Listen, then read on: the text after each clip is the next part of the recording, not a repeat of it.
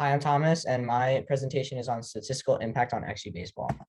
So a little bit of background before I get into all the analysis. Statistics are widespread through most sports nowadays, but it wasn't always this way. In the 90s, Billy Beane was the first to introduce analytics to baseball. He had to find a way to win on the A's without a huge payroll, so he turned to analytics. Baseball uses StatCast, which gives us the ability to look at advanced baseball statistics. This StatCast era began in 2015 and is used at all MLB stadiums. StatCast mainly analyzes player movements and athletic abilities of MLB athletes. It can measure spin rate of a pitch, for example.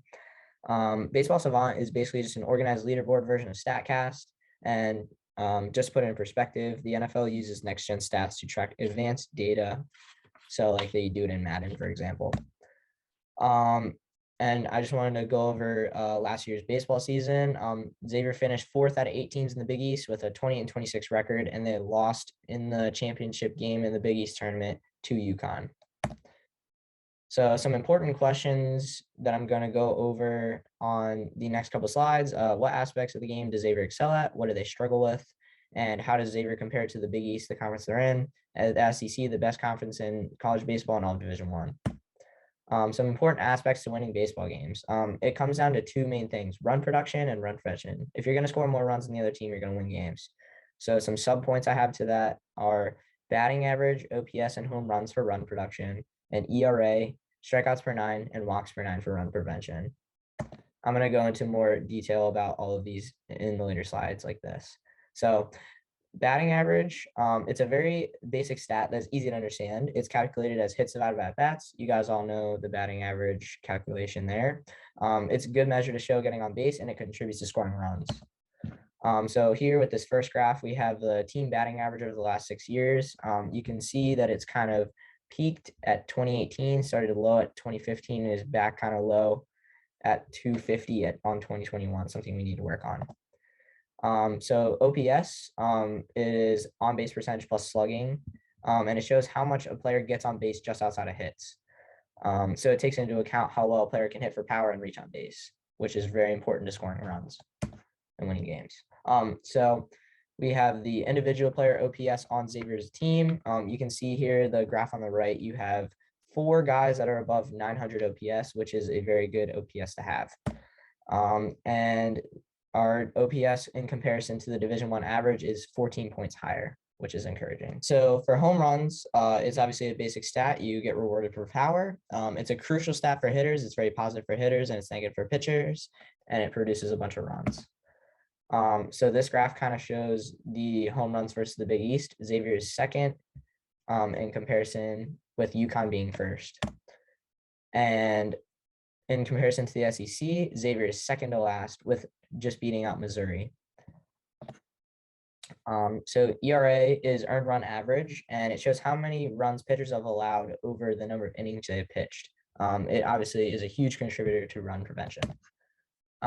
So the ERA versus the Big East in 2021, we were 6th out of 8 teams with a 4.85 ERA. Definitely have to get that down next year. And in Division I, I took our best pitcher, Nick Zwack, and compared him to other top prospects that have either been drafted or going to be drafted. And he ended up being very close to all of them, with him being in the middle of the pack there next to Bednar and Webb. So strikeouts per 9 are average strikeouts over 9 innings pitched, which is a rate statistic, and strikeouts lead to no balls in play or base runners. All right, so looking at the Xavier strikeout per 9 rate as a team versus the Big East, you can see that Xavier is the pink slice there, and we were in the middle of the pack here. So I took Zwack again and compared him to all of those pitchers I compared to him previously with the strikeout per 9 rate, and he ended up being in the middle of the pack again.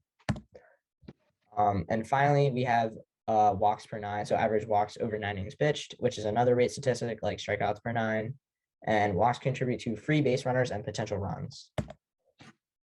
So the Xavier team walk over 9 innings rate has gradually increased over the 6 years. Definitely something we have to improve on. And finally, looking at a box and whisker plot over the Big East, you can see that Xavier is last in their division in walks per 9. So some results and analysis that I have gathered from this is we have a couple of strengths and weaknesses. The first strength we have here is on OPS, which it was 14 points higher than above the league average. It shows that we are good at effectively getting on base. Second one I have there is home runs. We had the second highest amount of home runs in the Big East. And the third one I have there is overall Big East production. The analysis showed the proficiency in run producing statistics in comparison with the Big East teams. And now, kind of gearing towards weaknesses, we have team ERA. XU's ERA was almost 5, which forces the offense to have to constantly produce. Second one we have there is walks.